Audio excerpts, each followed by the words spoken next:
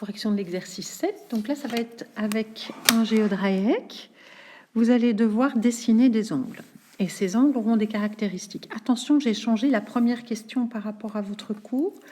Donc on vous demande de trouver l'angle alpha tel que son sinus égale à 0,4. Et on vous demande, est-ce la seule solution? Donc première chose, je vais dessiner un sinus de 0,4. Pour ça, je vais devoir me mettre sur l'axe des sinus, l'axe vertical, et me mettre en 0,4. Voilà. Et donc, je dois trouver un angle qui a un sinus de 0,4. Donc, on sait que le sinus, c'est l'ordonnée de l'angle. Donc, je vais mettre cet angle-là.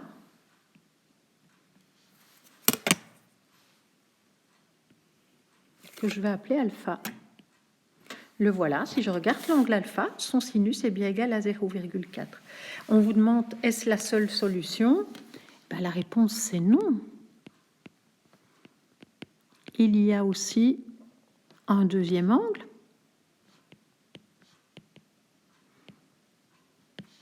Et on va l'appeler, par exemple, alpha, bêta. On va l'appeler pi. Et donc, je vais dessiner ces deuxièmes angles. C'est l'angle qui est de l'autre côté. Si vous regardez là, l'angle ici, pi, eh bien, son sinus, il vaut aussi 0,4. Donc, tiens, il y a deux solutions. Voilà. Alors, on fait la même chose avec les cosinus. On vous demande un angle bêta tel que son cosinus vaut 0,8. Donc, je vais dessiner un cosinus, donc c'est sur l'axe des x de 0,8. Voilà. Et je dois trouver deux angles qui répondent à ça. Donc, pour ça, je mets en 0,8. Et je regarde, il y a un premier angle qu'on doit appeler bêta, qui est l'angle vert là. Eh bien, lui, son cosinus, c'est 0,8. Il y a celui qui est en dessous aussi. Et en fait, celui qui est en dessous, on ne va même pas lui donner un nouveau nom.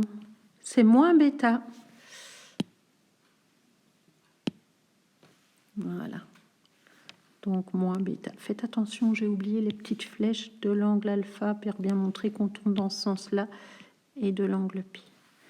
Et donc, il y en a deux. Est-ce la seule solution? Eh bien, non.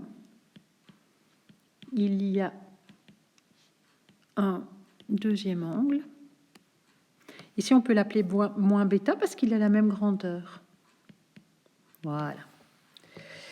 Et puis, là, maintenant, on vous demande... Alors, attention, là, il y a un petit piège, si on veut. On vous demande un angle avec la tangente de moins 1,2, mais on veut qu'il soit dans le deuxième cadran.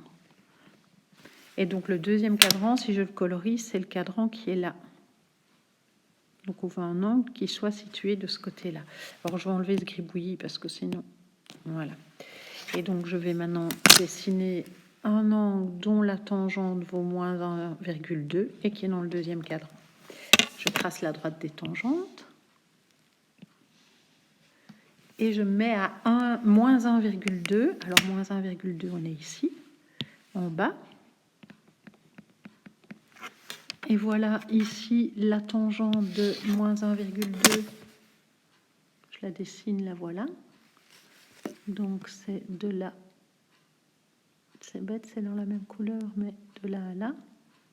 Et donc, je dois faire un angle que je vais dessiner ici en orange qui a cette valeur-là. Et donc, je rejoins. Mais il doit être dans le deuxième cadran, donc je dois remonter jusque dans le deuxième cadran. Et donc, il y aurait l'angle orange vers le bas, mais je dois prendre celui du deuxième cadran. Donc, c'est l'angle orange qui est là et qui s'appelle l'angle gamma. Donc, vous voyez qu'on peut aussi trouver des angles dont on donne le sinus et le cosinus à l'aide du cercle trigonométrique. Donc, si vous regardez la tangente de l'angle gamma, elle vaut bien moins 1,2 parce que là, sur le dessin, c'est moins 1,2.